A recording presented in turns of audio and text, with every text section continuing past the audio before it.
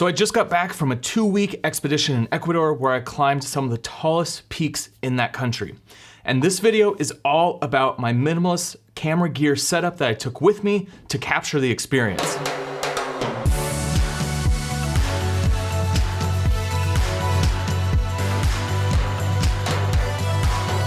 So there's been a lot of videos coming out that's all about what's in my gear bag for 2019. So I wanted to do something a little bit different. This is definitely a video that's going through the camera gear that I bring with me. However, I'm doing it in the context of my expedition that I just went on for the last couple weeks. I spent the last 2 weeks at high altitude climbing some of the biggest mountains in Ecuador. So we went after Cayambe, which was 18,900 feet, and Cotopaxi, which is 19,347 feet. But to be able to climb tall mountains, you have to have a light pack and you have to have a light load. A lot of times we're like trying to skim everything out of our pack. So the issue for me is how do I bring camera gear so that I'm not overloading my bag and then making it heavier for myself, which in turn makes it so that I can't climb. So this is a battle that I play all the time when I'm climbing mountains. It's what gear should I take that's gonna be able to get me the shots that I need, but also be light enough that it's not weighing me down. So I bring a few cameras with me and we're gonna go through each one and the reasoning for each one. And I hope it'll spark some creative ideas for you guys on which cameras to take for whatever activities that it is that you're shooting. But before we get into each piece of gear that we're gonna be talking about in this video, you have to think about what you're gonna be creating out of the content, and that will help sculpt what gear you need for your shoots. So for me, for when I'm climbing, there's two reasons that I'm shooting videos. One is that I want to create kind of like a mini documentary or like vlog style content around this whole adventure. And so that's something I'm working on right now. I'm putting together an entire like mini documentary, which I'll put out on this channel very soon. That's going to encompass basically the 2-week adventure that I've been on.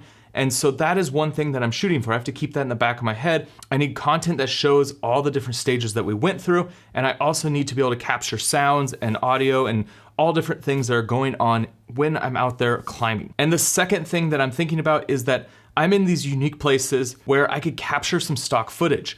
So this is something that I always do when I'm out doing adventures, is that I'm looking for opportunities. And if you don't know what stock footage is, it's basically you can take any of your footage, put it up on a stock footage website, and then it can sell for money. So whenever I'm in a new situation or traveling somewhere, I always want to keep stock footage in the back of my head. And to be able to sell stock footage for more money, you have to be able to shoot at higher resolutions. So having cameras that shoot 4K or 4K 60 is really important because that footage sells for a lot more money than if you were to shoot 1080p footage. So those are kind of the two things I'm thinking about when I came up with my gear list for this trip. So when it comes to gear, the first thing you have to think about is how you're gonna tie it all together, and that is your bag. So when you're out traveling, when you're doing these kind of mountaineering expeditions, you need a bag that's gonna house all your gear, but then also your cameras. So recently, Lowepro came out with this new backpack called the Powder, and it came at the perfect time for me. So this bag is a camera backpack, but it's geared for people who are doing these kind of outdoor adventure sports. So it's got a bunch of extra loops for things like your ice axes or your snowboards or anything else that you might be carrying on the outside of your bag. This is really cool because up until now, I've always used mountaineering backpacks for these kind of adventures, and they're not set up for cameras. This Powder bag is a camera backpack that is set up for mountaineering and all these other sports that require you to carry lots of extra gear. So a couple things for me that stand out with this bag is that on the front, on the straps that go on your chest here, you've got these pockets that allow you to put some cameras and gear that you have access to very easily. Also on the back, you have access to your entire pack here, which allows you to flip partially or all the way open, which is very different than like a mountaineering backpack, because typically you don't have this kind of zip access in these bigger packs. You only have your access through the top hole. Now with this bag, you can also get an internal unit, which acts more like a traditional camera backpack where you can stick all your pieces into the backpack and then have that back zip access. When you pull that out and you open up, you basically have a giant bag that's set up for things like mountaineering. So this bag is perfect, and this is kind of the piece that tied it all together for me. Now from here, I had to think about what cameras I'm gonna bring. And in this kind of activity, not one camera is gonna work because there's different situations where you need to be able to have access to different cameras. So the first one's pretty obvious, and that is my Gopro Hero 7. This camera is great just to mount on different things. For me specifically, when I'm climbing, I mount it on my head. So this allows me to get a POV shot. It's easy for me to reach up, turn on the camera. When you use the beep feature, it allows you to beep, beep, beep, and you know that you're recording. So that's one of those things that's super important. I'm not fumbling with gear, and I can just turn on the camera and start recording. Now with the GoPro Hero 7, one of the things that I use is this Pov Gear Lens Cap. So it's basically just a plastic lens cap that goes on your GoPro lens. And so when you're out in the cold and it's snowing, your lens won't get all frozen and covered. So it's very easy to pop off that lens cap, throw it in my pocket, and turn on the GoPro and start recording. And that's how I get a lot of these POV shots. It's always on my helmet, so when I'm climbing, I always have access to the GoPro. And because the footage is good, I can sell this footage as stock footage very easily. Now, the second camera I don't use for stock footage, however, I do use it for more telling my story, and that is my Insta360-1X. This camera shoots 5.7K, but it's in a spherical format so that when you punch in and get your 16:9 shot, it's not as good of resolution, so you can't really sell this as stock. However, it's an awesome camera for telling your story, especially in these settings. I personally love 360 cameras because of the abilities that it gives you to tell a story. I can just hold up the camera, whether it's on like this little mini tripod I have or my POV Gear pole, and I just hold it up, and what happens is later I can go through and reframe my shot and be able to get exactly what I need. So when I'm climbing, for me personally, I don't have time to fumble with gear. I need to be able to pull a camera out, get a shot, and keep moving, because one slip I could fall off the mountain, and obviously that's not a very safe thing to do. So with the Insta360-1X, I keep it right here on my chest in one of those pockets. I just pop it out, hold it up in the air, let it roll for a little bit, and then put it back down in my pocket. It makes it very accessible where I don't ever have to take off my backpack to get these 360 shots. And with that, I'll use my POV Gear pole. Now this one is like the full pole. This is the longer one. I use the mini when I'm out there doing these kind of activities because it's half the size. The issue is I lost it on this last trip, so I don't know what happened, but I lost my pole. It sucks because it was about halfway through the trip I lost it, so I don't have it for the second half of the trip. But these poles are amazing because they can completely be torn apart. You can wash them, you can clean them. They're super sturdy and they're made of like metal and they're not like cheap plastic. So POV Gear poles are kind of the way to go, and this is a great tool to use with my Insta360-1X because that will hide the pole completely. And then I also use it with the GoPro. So this has a bunch of different uses when you're out shooting kind of adventure style content.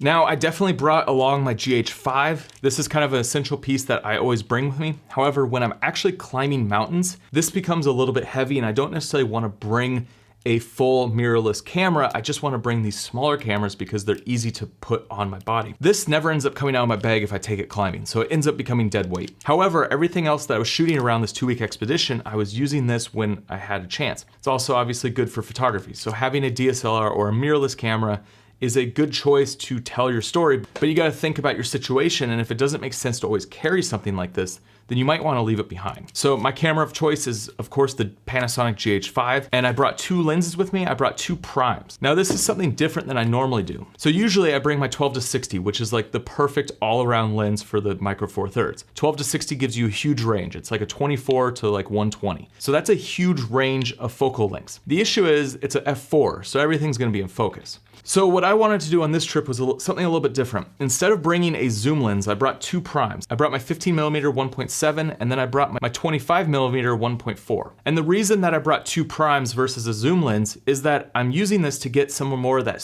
shallow cinematic depth of field look. All my other cameras are wide cameras and everything's gonna be in focus. So to get that shallow depth of field look, that cinematic look, I need to use primes on my GH5. So when I'm telling my story, when I'm creating my documentary around this whole expedition, I wanted to have some cinematic looking footage, and then the other cameras are there to capture the moment. So the GH5 is kind of essential. That's gonna allow me to get that shallow depth of field. And a couple things I bring with me are Indy Filters. This allows me to shoot wide open, and they also have polarizers built in so that you can get crisper looking footage. So GH5, 2 prime lenses. I had the 15, the 25, and Indy filters. And then I also brought a little mini tripod so that I could set my GH5 down. And then the microphone that I brought was the Rode Vid Micro, which is perfect for this kind of travel because it's super small and you could take it with you and it doesn't weigh anything. Now my last climb when I went down to Mexico and climbed Orizaba, this was kind of the gear that I took. However, I added another piece of gear to this whole equation, and that is the Dji Osmo Pocket. Now this is awesome because it's a gimbal, so you can get very smooth gimbal-like shots, and it's so small that it fits right here on my chest in my backpack. So I always have access to my Dji Osmo Pocket, which shoots 4K 60. It shoots awesome looking footage which can be sold as stock footage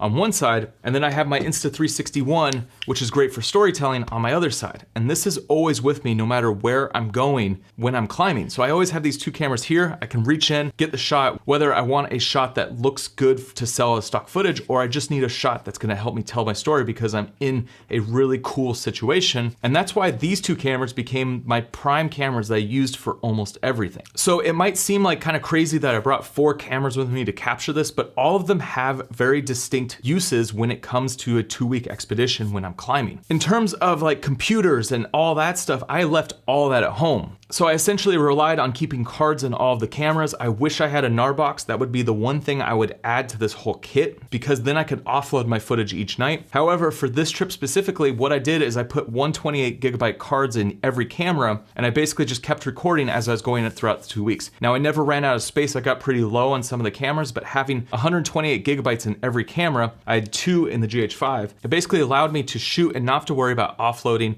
or bringing computers or anything like that. Now I did bring my phone, which is super important because it allowed me to still post and actually edit some of the photos and video while I'm out there recording. So while I was doing this expedition, I was still uploading to Instagram, and I was posting as the trip went on. And the key is just having cameras that can hook to your phone, and all of these cameras make it super easy for me to pull the footage and the photos over so I could edit the footage and the videos real quick and get it posted while I'm out in the field. I never really worried about transferring data and actually backing up data, which is one thing that I wish I had a NAR box, which allows you to basically do that in the field. I backed their newest one on Kickstarter, it just hasn't come yet. And that's something that I think I'm gonna add to this whole kit that will make it a lot better, because then I don't have to worry about a camera getting lost and then losing all the footage from the trip. That is one thing that I was worried about the entire time.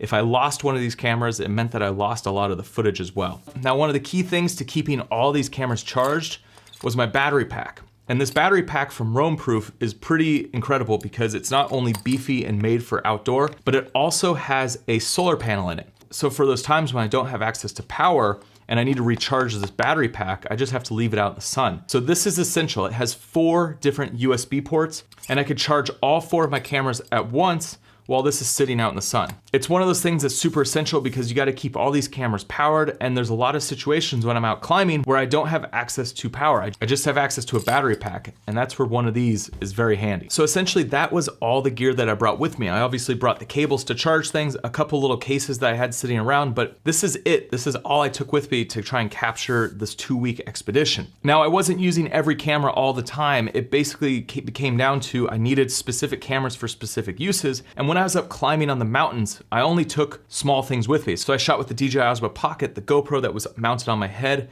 and then the 360 camera. And then when we were in between all the climbs that we were doing, I would pull out my GH5, and that would be my A camera for everything else that I was shooting. So guys, if you wanna see my complete list, I'll put it down below in the description so you guys can see all the different pieces of gear that I took with me. This kit works very well in capturing the moment and being able to get some awesome looking footage that you can sell as stock footage. Like I said, when it comes time for you to come up with a list of gear that you're gonna use for your shoot, you need to think of all the different situations that you're gonna be in, and you also need to think of the different things that you need to create out of that content, and that's gonna help define which gear that you're gonna bring. Now, I've had people ask me like, why didn't I bring a gimbal for my GH5? And the issue is it just is too much weight, and it just takes a lot more to work with when I'm in these kind of high stress environments. It's much easier for me to pull out my Dji Osmo Pocket, even though it's limiting to some degree because it is so small. However, the footage that I've got on it is unbelievable, and I wouldn't have been able to get these shots with other cameras mounted on a gimbal. A lot of these times I was able to pull this camera out because it was sitting on my chest, and it allowed me just to pull it out, grab a shot, not have to fumble with gear, because as soon as I'm fumbling with gear, that's where issues come up. So cameras that were here or here are the ones that are gonna be used the most in these kind of situations. So guys, I'd love to hear your thoughts on the camera gear that I used to capture this expedition. What gear do you think I could have left at home, or what gear would you have brought if you went to go climb Cotopaxi right now? And guys, if you're interested in selling stock footage and adding this as to your arsenal of things that you're creating when you're out there creating content, I have a course all about how to sell stock footage. I'll put a link down below in the description. I'll also put a little discount code for watching this video. Guys, that is it. I'm gonna be working on an entire mini documentary about this whole expedition. It was a crazy experience. I almost failed on one of the mountains. I was like passing out at 18,000 feet. It was a mess. You can just see from this footage right here, I was not looking good. However, we did make it to the summit of Cotopaxi, 19,347 feet, and it was a crazy, crazy ride. So guys, that video is coming very soon. And guys, if you're new here to this channel, make sure you hit that subscribe button. There's a lot of awesome filmmaking tutorials, camera reviews, and I like to go on adventures like this. And make sure you head over to thecreatorfilmschool.com. That is my nuts to bolts, everything you need to know to have a career as a filmmaker or a creator. All right guys, that's it. I'll see you on the next one.